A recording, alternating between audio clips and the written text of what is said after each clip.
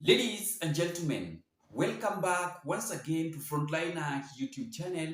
And as usual, I'm going to be your host, and thank you so much for your great support always on this platform. Now, ladies and gentlemen, on this particular video, I'm going to analyze to you the reason why Moses Kuria, who was the senior economic advisory under William Samoto's government, was kicked out of the office yesterday. It really shocked the people of Kenyans by sending his resignation letter to President William Samoto at this particular moment, why President William Samoto is facing difficulties to the people of Kenyans that he betrayed when he was campaigning.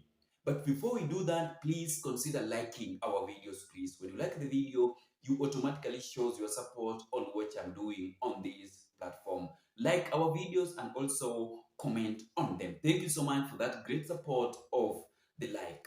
Back to our discussion. So Moses Kuria was kicked out from the State House as a senior economic advisory of President William Samoto. So many people are now saying that, oh, Moses Kuria was dumped President William Samoto to join opposition, or blah, blah, blah. Many people are now talking left, right, and center. Moses Kuria is now trending on the social media platform, and here is the reason why William Samoei Ruto kicked out Moses Kuria from the office. Number one, Ruto have sensed a danger and a defeat in the next general election. Number two, you need to understand that a united opposition is dangerous for William Samoei Ruto ahead of 2027 election. And a split opposition is a win of William Samoei Ruto in the next general election. So William Samoei Ruto have kicked out Moses Kuria to go and divide the people from the mountain, to divide opposition leaders. Do you understand, ladies and gentlemen? Moses Kuria was not kicked out just like that. No. William Samoei Ruto is now using Moses Kuria on his own political affairs ahead of 2027 election to divide the people from opposition side, to divide Matiang'i, to divide Kalonzo, to divide Gachagua, to divide many leaders from the opposition leaders. It is true. Moses Kuria is being used. Because what is going to happen is this. Moses Kuria ataenda na ambwane na ambie Rigathi Gachagua ati tufanye kazi pamoja. Gachagua akikataa, because Moses Kuria pia anatoka huko Mount Kenya region, ataenda kukua na chama yake. Akishakuwa na chama yake, kura za Mount Kenya region zitakuwa zimegawanyika sasa. Wengine watapigia Moses Kuria, wengine watapigia kina Rigathi Gachagua, wengine watapigia Matiang'i, wengine watapigia Kalonzo, wengine watapigia William Samoei Ruto. So Moses Kuria was kicked out from the State House as a senior economic advisory to go and sabotage Rigathi Gachagua, but not anything else. Nobody should lie to you that Moses Kuria was kicked out from the office because he's doing something bad, ama wamekosana na William Samoei Ruto. No, hakuna kitu kama hiyo. Hawajakosana. Ni venye tu Ruto anataka venye anaweza gawa hawa watu. Because anaona these people are becoming more lethal each and every time. Kenyans are now facing, Ruto have realized that the people of Kenyans are now facing up opposition leaders ahead of 2027 election, because the mountain is gone. And we need to understand that Mount Kenya region really participated on a high percentage of vote in the last general election. So Ruto is now trying to find a solution on how he can divide the votes in the Mount Kenya region. So nobody should lie to you that Moses Kuria was kicked out from the State House because of something else. No. Ruto is trying to do what was done in 1997 with Kenneth Matiba, Mwai Kibaki, Daniel Toroitich Arap Moi. Matiba is let me tell you something. What these three people did in 1997 is what President William Samoei Ruto is trying to do with Akina Matiba, Peter Kenneth. Matiba died after 6 months, after 6 hours. He ruled only for 6 hours. I can remember, if you can remember that one, what happened in 1997. Matiba was used, he was sponsored to achieve something in politics. Sasa William Samoei Ruto anajaribu kutumia Moses Kuria kugawanya watu wa Mount Kenya region, to divide opposition leaders, because ashaona hao watu they are becoming threat under my government. Kenyans are listening to them but not me, and it is true. Kenyans are now listening to what Rigathi Gachagua is trying to tell them, because what Gachagua once told the people of Kenyans that William Samoei have set aside a clear code's team to silence opposition leaders and other citizens in the Republic of Kenya that are trying to criticize its government, but we normally took it for granted.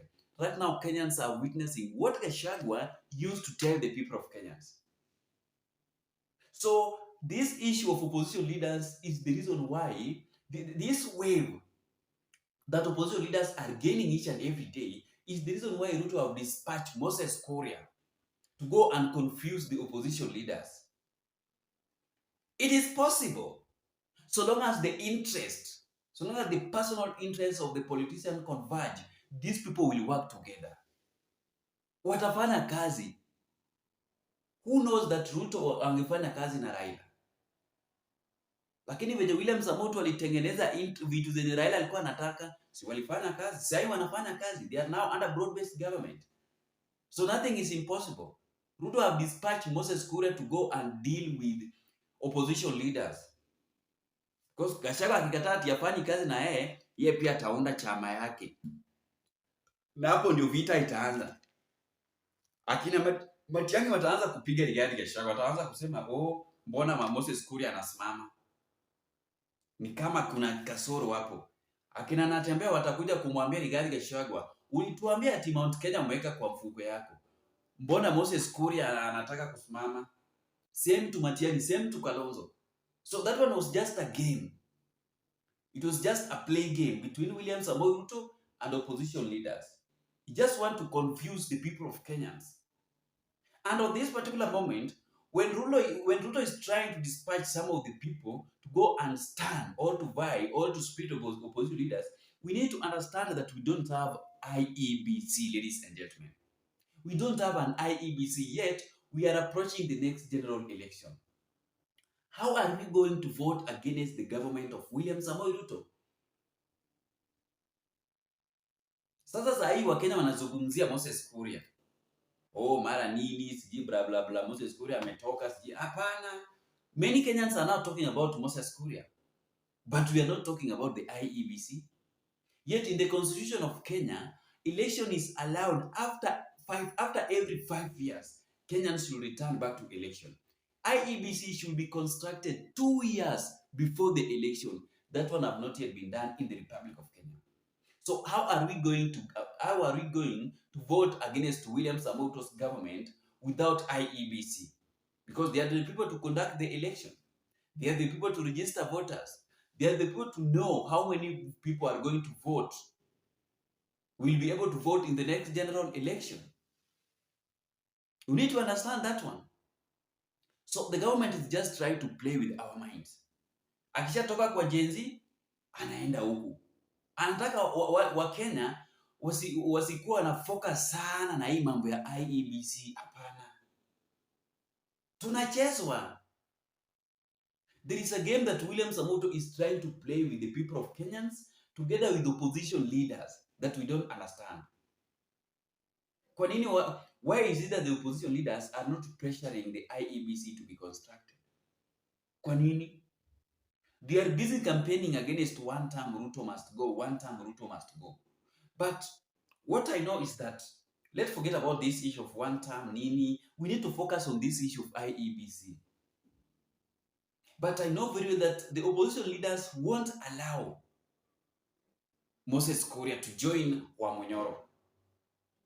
They won't allow. Rigathi Gachagua is a very, very bright intelligence in terms of politics.